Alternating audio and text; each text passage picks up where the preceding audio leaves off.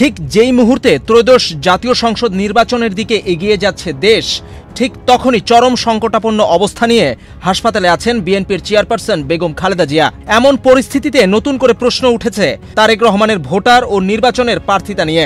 EC সচিব জানিয়েছেন, বিএনপির ভারপ্রাপ্ত চেয়ারম্যান তারেক রহমান এখনও দেশের ভোটার নন। অপরদিকে দেশে ফেরার প্রসঙ্গে পররাষ্ট্র উপদেষ্টা জানিয়েছেন, তারেক রহমানের জন্য একদিনে ট্রাভেল পাস দেওয়া সম্ভব, যা সরাসরি ইঙ্গিত করে তারেক রহমান হয়তো বাংলাদেশি পাসপোর্ট পাননি কিংবা নেননি। এখন প্রশ্ন, তারেক রহমান প্রার্থী হবেন কিভাবে? আদৌ কি তিনি নির্বাচন করতে পারবেন?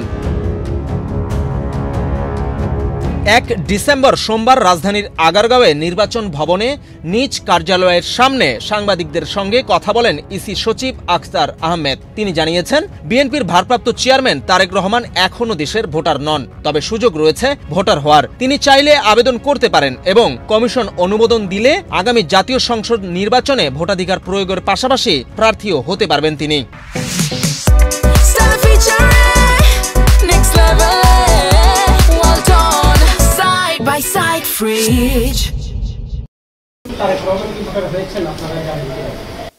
এটা আমার জানা মতে না। ঠিক আছে, পারতে পারেন যদি কমিশন সিদ্ধান্ত দেয়।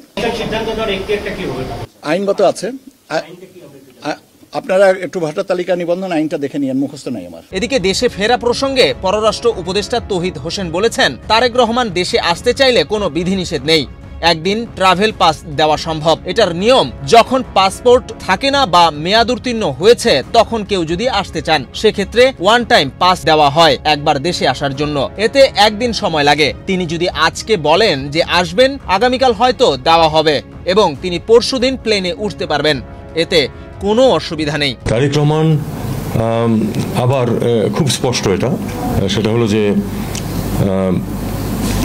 এক নম্বর হচ্ছে যে তাকে যদি আসতে হয় কি পদ্ধতিতে আসবেন।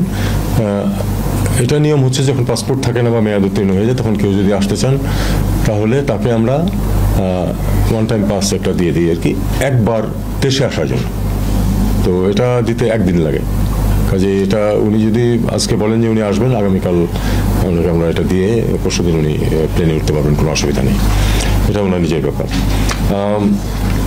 স্ট্যাটাস বা স্পর্শকাতর এটা উনি বলেছেন, সেটা আমরা সবাই জানি, পত্রিকাতেও এসেছে।